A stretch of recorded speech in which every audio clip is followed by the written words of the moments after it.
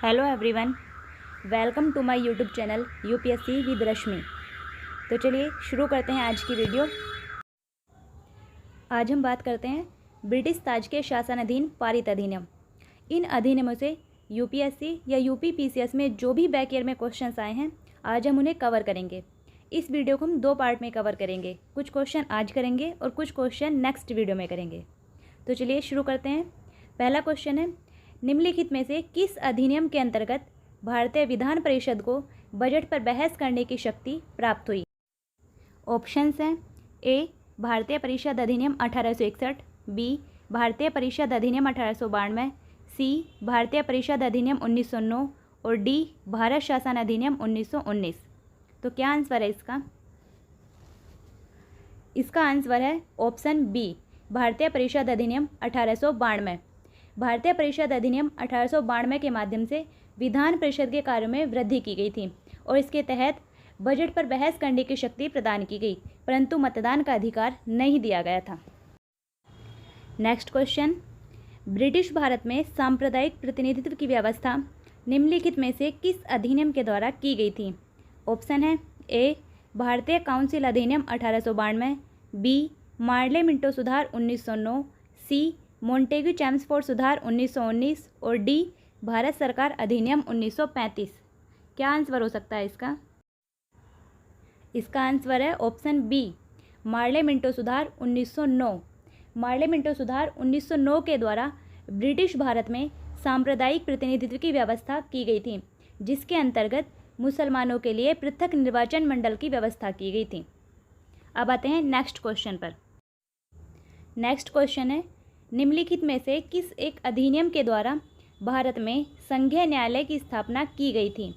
Option है, ए भारतीय परिषद अधिनियम 1861, बी भारत सरकार अधिनियम 1909, सी भारत सरकार अधिनियम 1919 और डी उपयुक्त में से कोई नहीं। इसका आंसर है ऑप्शन डी, क्योंकि भारत में संघीय न्यायालय की स्थापना भारत शासन अधिनियम 1935 के तहत 1 अक्टूबर 1937 को की गई थी, जिसके प्रथम मुख्य न्यायाधीश सर मॉरिस गुएर थे। अब आते हैं नेक्स्ट क्वेश्चन पर। नेक्स्ट क्वेश्चन है, भारत का संघीय न्यायालय निम्नलिखित में से किस वर्ष में स्थापित किया गया था? ऑप्शन है, ए 1935, बी 1937, सी 1946 और डी 1947। तो इसका सही आंसर है ऑप्शन बी, 1937। अभी बताया था 1 अक्टूबर 1937 को भारत के संघीय न्यायालय की स्थापना की गई थी। नेक्स्ट क्वेश्चन, केंद्र में द्वैध शासन किस अधिनियम के अंतर्गत स्थापित किया गया? ऑप्शन है, ए 1909 के अधिनियम, बी भारत सरकार अधिनियम 1919, सी भारत सरकार अधिनियम 1935 और डी भारत स्वतंत्रता अधिनियम 1947। तो इसका राइट आंसर है ऑप्शन सी, भारत सरकार अधिनियम 1935। केंद्र में द्वैध शासन की स्थापना भारत सरकार अधिनियम 1935 के द्वारा की गई थी, जबकि राज्यों में द्वैध शासन की स्थापना भारत सरकार अधिनियम 1919 के द्वारा की गई थी। नेक्स्ट क्वेश्चन, निम्नलिखित में से किस अधिनियम ने केंद्र में द्वैध शासन प्रणाली को स्थापित किया? फिर से वही क्वेश्चन है। ऑप्शन ए भारत शासन अधिनियम 1935, बी भारत शासन अधिनियम 1919, सी भारत परिषद अधिनियम 1909 और डी भारत परिषद अधिनियम 1992। तो इसका आंसर तो पता है, ऑप्शन ए भारत शासन अधिनियम 1935।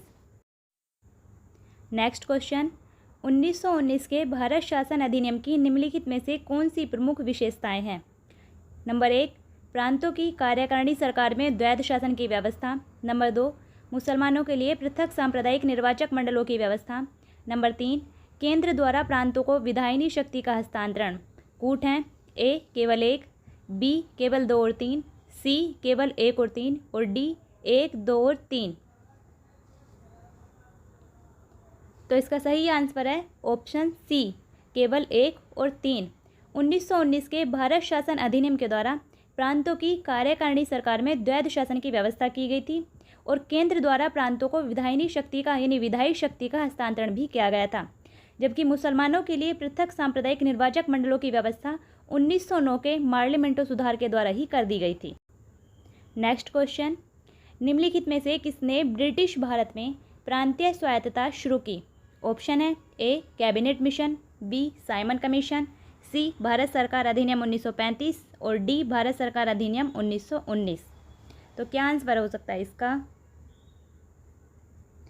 इसका सही आंसर है ऑप्शन डी भारत सरकार अधिनियम 1919। अभी बताया था, भारत सरकार अधिनियम 1919 के द्वारा ब्रिटिश भारत में प्रांतों को कुछ निश्चित विषय सौंप दिए गए थे जिन पर उन्हें कानून बनाने की स्वतंत्रता दी गई थी।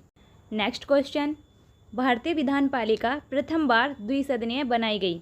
ऑप्शन है ए 1892 के भारतीय काउंसिल एक्ट द्वारा, बी 1909 के भारतीय काउंसिल एक्ट द्वारा, सी 1919 के भारत सरकार अधिनियम द्वारा और डी 1935 के भारत सरकार अधिनियम द्वारा। क्या आंसर है? इसका आंसर है ऑप्शन सी 1919 के भारत सरकार अधिनियम के द्वारा द्विसदनीय विधायिका पहली बार भारत में बनाई गई थी। नेक्स्ट क्वेश्चन, केंद्र में कौन सा एक्ट द्विसदनीय विधायिका लाया? Option A 1961 act, B 1917 act, C 1919 act और डी 1915 एक्ट। अभी बताया था, इसका आंसर होगा option C 1919 act. Next question, निम्नलिखित कथनों पर विचार कीजिए। नंबर 1, 1919 के मोंटेग्यू चैम्सफोर्ड सुधारों में 21 वर्ष से अधिक आयु की सभी महिलाओं के लिए मताधिकार की संस्तुति की गई। नंबर 2, 1935 के गवर्नमेंट ऑफ इंडिया एक्ट में विधानमंडल में महिलाओं के लिए आरक्षित स्थानों का प्रावधान किया गया। इनमें से कौन सा कथन सही है? ऑप्शन है ए केवल 1, बी केवल 2, सी 1 और 2 दोनों और डी ना तो 1 और ना ही 2। क्या आंसर हो सकता है इसका? इसका आंसर है ऑप्शन बी केवल 2। 1919 के मोंटेग्यू चैम्सफोर्ड सुधारों के द्वारा महिलाओं को मतदान का अधिकार तो दिया गया था, लेकिन वो सभी महिलाओं के लिए नहीं था, केवल कुछ सीमित वर्गों की महिलाओं के लिए ही था। और 1935 के गवर्नमेंट ऑफ इंडिया एक्ट के द्वारा विधानमंडलों में महिलाओं के लिए आरक्षित स्थानों का प्रावधान किया गया था, क्योंकि 1935 के गवर्नमेंट ऑफ इंडिया एक्ट के द्वारा पृथक निर्वाचन मंडल व्यवस्था को बढ़ाकर दलित वर्गों, महिलाओं और श्रमिकों तक भी विस्तारित कर दिया गया था। नेक्स्ट क्वेश्चन, भारतीय सिविल सेवा के संदर्भ में निम्नलिखित कथनों में से कौन सा कथन सही है? नंबर 1, भारत सरकार अधिनियम 1919 में भारतीय सिविल सेवा के लिए एक अलग परीक्षा का प्रावधान किया गया था जो भारत में होनी थी। और नंबर 2, भारतीय सिविल सेवा में 1941 में भारतीयों का प्रतिशत यूरोप वासियों से अधिक था। कूट हैं ए केवल 1, बी केवल 2, सी 1 और 2 दोनों और डी ना तो 1 और ना ही 2। इसका आंसर है ऑप्शन सी 1 और 2 दोनों। भारत सरकार अधिनियम 1919 में भारतीय सिविल सेवा के लिए एक अलग परीक्षा का प्रावधान किया गया था जो भारत में होनी थी। पहले इलाहाबाद में होती थी और बाद में दिल्ली में होने लगी। और भारतीय सिविल सेवा में 1941 तक भारतीयों का प्रतिशत यूरोप वासियों से अधिक हो गया था। नेक्स्ट क्वेश्चन, केंद्रीय विधानसभा का निम्नलिखित में से कौन सा निर्वाचन भारत शासन अधिनियम 1919 के तहत हुआ था?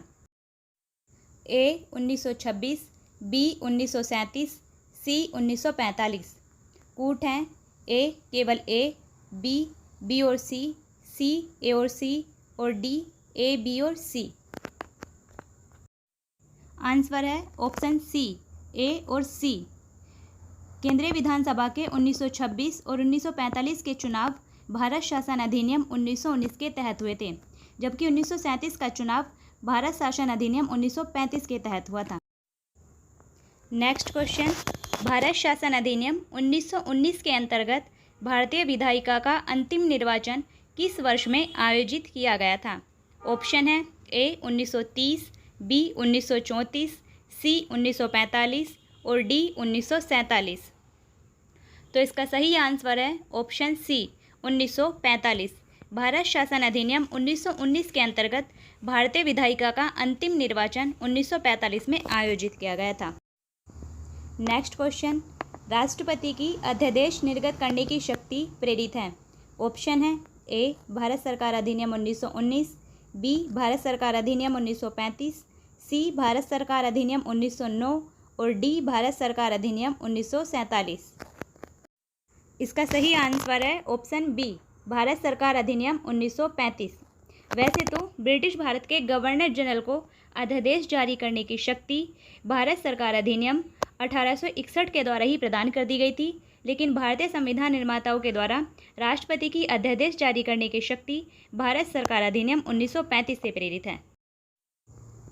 तो ये था आज का हमारा टॉपिक, ब्रिटिश ताज के अंतर्गत पारित अधिनियम। इससे आगे की बातचीत नेक्स्ट वीडियो में करेंगे। तब तक के लिए बेस्ट ऑफ लक।